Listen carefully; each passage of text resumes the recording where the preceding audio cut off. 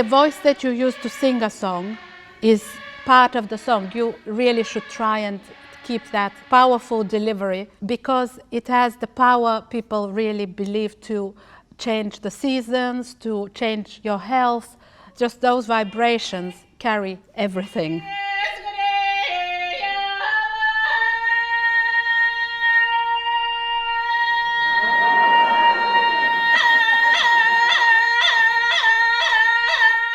When you have that powerful voice and you look into somebody's face and they are vibrating in the same way, that for me is beyond words.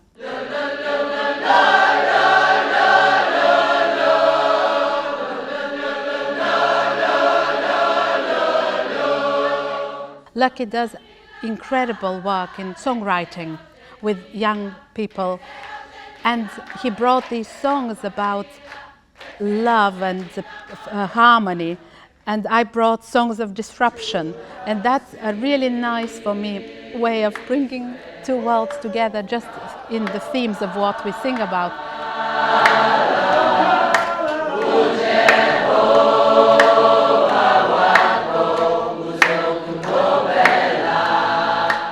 What makes natural voice choirs different from other choirs? I think it's because it's a space where you can experiment and not feel threatened.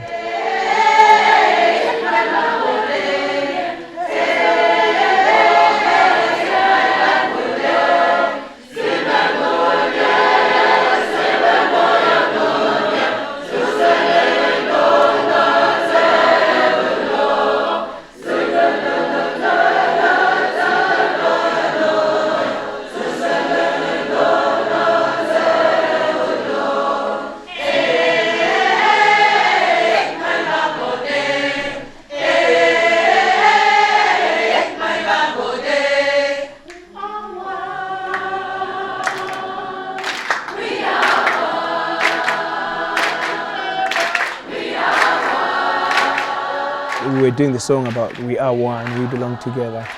Suddenly people were bringing in their own lead singing in their own words. So that song fits into the space, so it's adaptable. Although I wrote it like working in a different space, but it's a song that you can really transport and share. It's almost like a meal that you can share with people.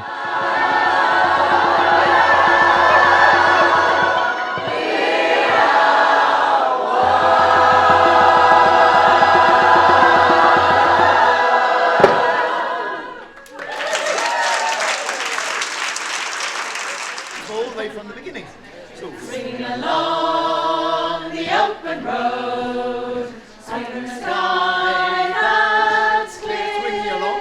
So, Swinging along the open road. I first came across the idea of singing outside when I was doing a walk through Corsica. I was coming down off a mountain, and I heard this Italian choir singing arias into the sunset and the moon rising and this beautiful night and this lovely sound.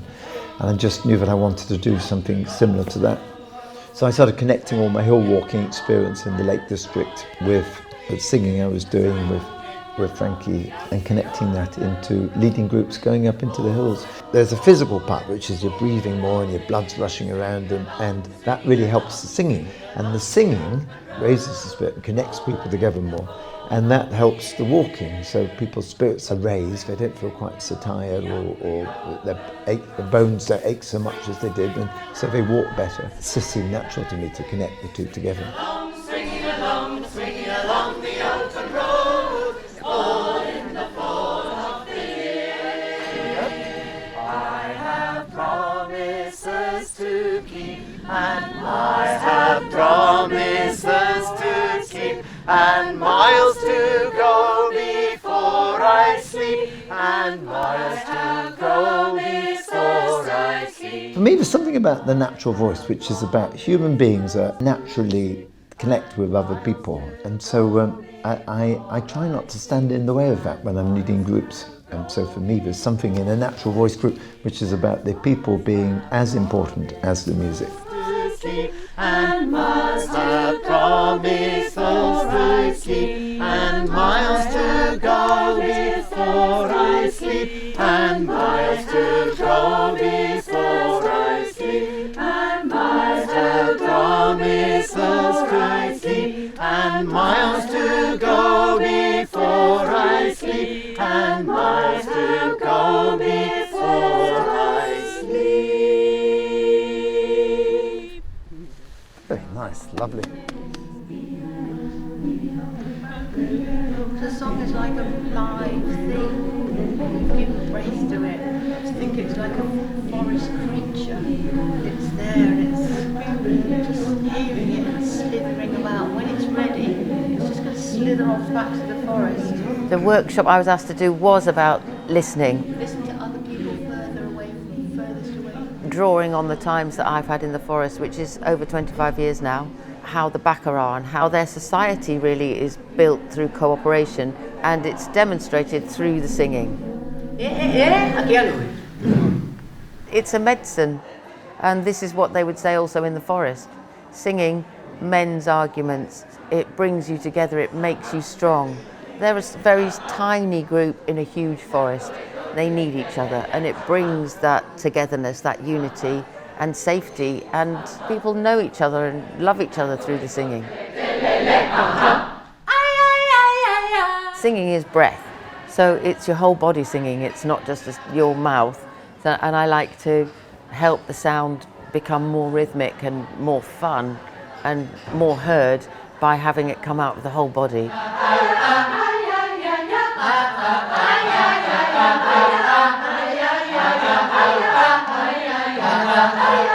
Let's go for a soft one.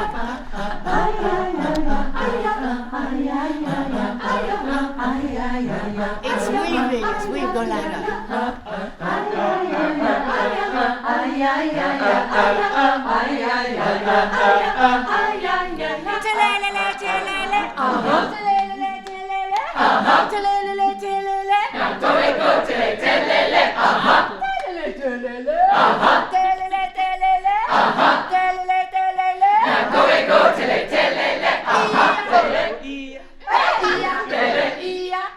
The Baka would say it's be, which means singing, dancing, drumming, percussion. It's all one word for them, and it is for me as well. It's the whole body that sings and moves and expresses.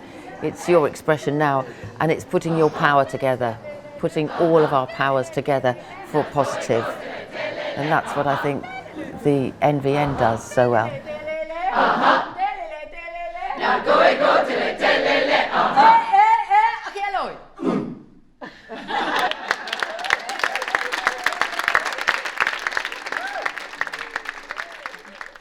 The NVN is my tribe.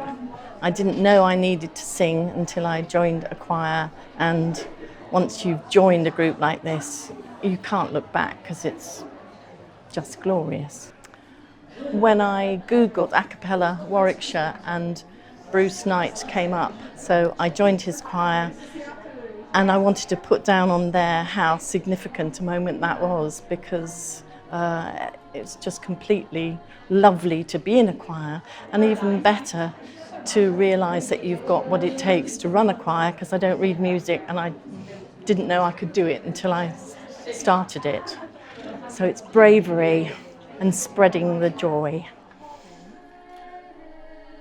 What's happened at this 25-year anniversary gathering is that there's a big sheet of paper that's been put along one wall, and it has all the years in blocks of 5, the first 5 years, and then 10, 15, 20, 25. It's been brought into everyone's consciousness to remember that even before 25 years ago, so many of us were already doing things, and that it was sort of the bringing together of so much experience that was around that gave the beginning such momentum, I think, and having real visionaries, of course, at the helm of it to start it off. It's just very, very rich, and some people have brought along newsletters and programs and, you know, from things that they attended over the years. I think the main thing, and I know I share it with so many people, is just huge gratitude and recognition of the countless sort of hours of work that go in behind the scenes, and have gone in through all these years. In amongst this great big musical hug that you get, and then the incredible feeling of what happens in a room when all the molecules are being moved by 164 people's voices. It's extraordinary.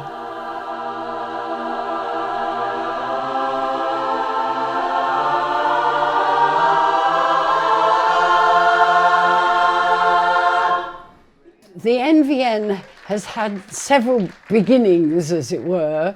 There was the groups of us who got together and formed a collective to support each other. Then there was an official constitution. We created the name and kind of had a website. But even before all of those, there was a group we'd simply call the Woolly Monkey Group.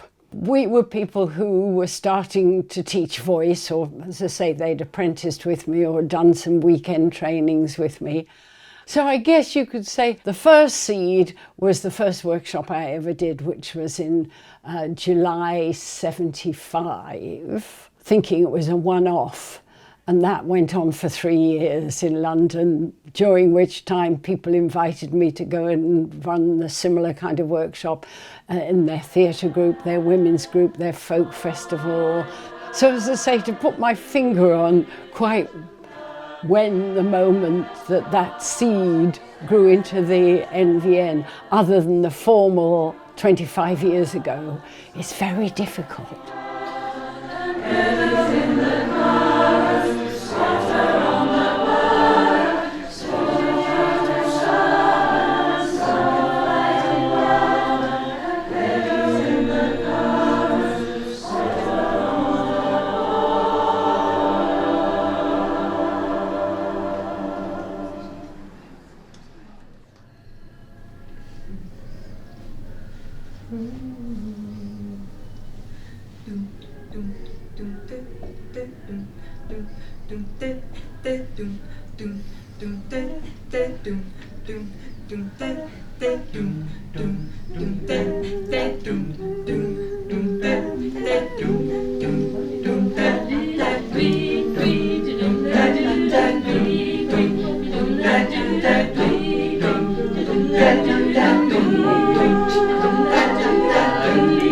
I think everyone would resonate with the fact that most people we work with go, I can't sing, I don't sing, I was told I couldn't sing when I was in school, and that's a deep thing that people are carrying around with them. So then improv, I think, if you can do it safely and get people to really sing like that together and be spontaneous and make it up, that's a gift. And it's just another one of those ways of building community. It's so good for your self-esteem and your confidence, and it's a way of supporting each other. That's good. I would recommend it in different size groups as well. So how this was originally written is it's for 5 people. In one of my groups, a mental health group, if someone's having a really bad time, the group can hold them. And through improv, you can do what you want, and if someone needs to go off on one and do a bit of a solo, we'll be like, yeah, we've got you, do what you need to do. And sometimes it's funny and you all end up laughing, and sometimes it gets really serious and deep, and everyone's got a little input, even if it's just one thing.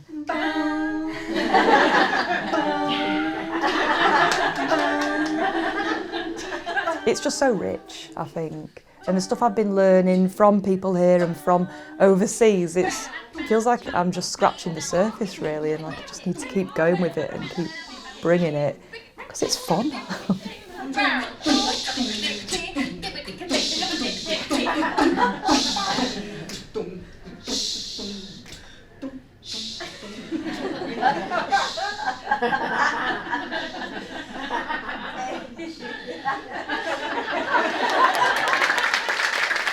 This is my first engagement with the Natural Voice Network. It's just really exciting, challenging, overwhelming. It's making me think, making me sing lots. And I came here really just to get new experiences, to broaden my ideas, because with the knowledge I have, I've been doing pretty much the same thing for 10 years.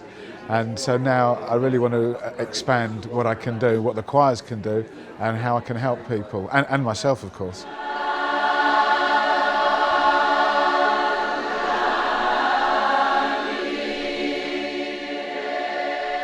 The first formal NVN thing I attended, there would be 50 of us in Kinnersley Hall, and everybody knew everybody.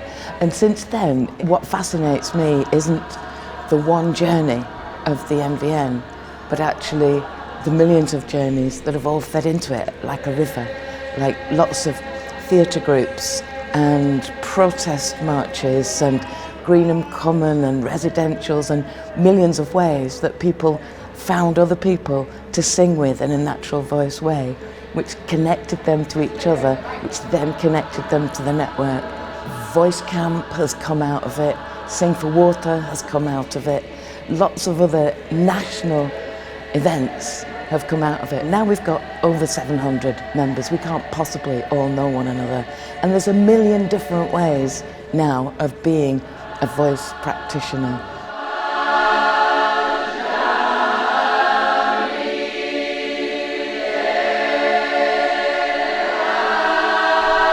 I think we're relevant and we're modern and we're humane and totally necessary in this world that we live in. If not, if not singing together, what then?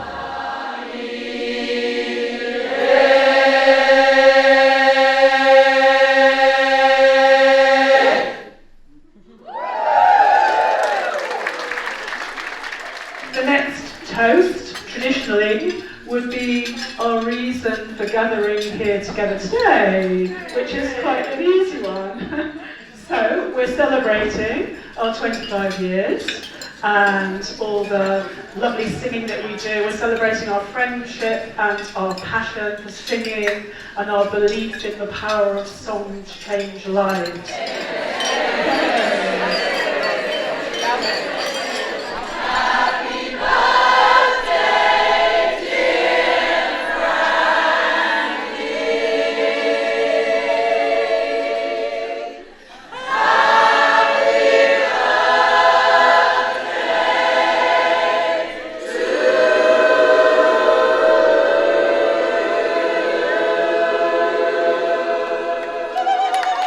I think where we've come to after 25 years is a recognition that singing isn't just singing, which is recognizing the need for the social connection which comes about through the sung connection, and that created a broader opportunity for anybody who wanted to sing to come together and create that sense of communion and collectivity.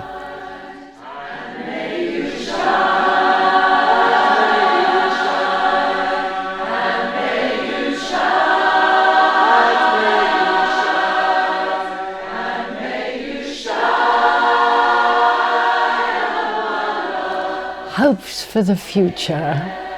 Singing seems to me to be one of the most accessible ways of bringing people together and giving out energy and something of beauty and strength and the capacity for hope. So I think just keeping up people feeling that they have some agency, that they have a right to be heard, because boy, we need it.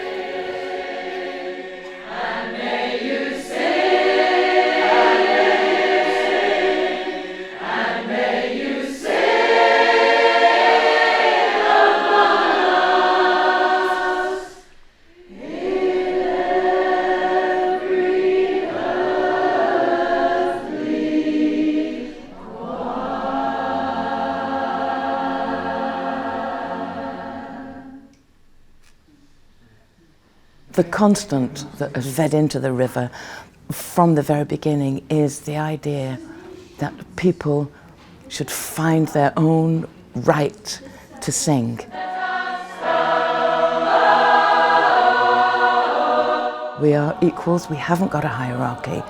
We're not saying that what we did in 1970 something is the only pure way of doing things. What we're saying is that we grow, we develop, we can accept all sorts of different ways all over the world, and having members in lots and lots of other countries, we're right back at the core thing that everybody's voice is utterly acceptable and everybody can sing, everybody should sing, and everybody's in it. There's nobody that can't join in.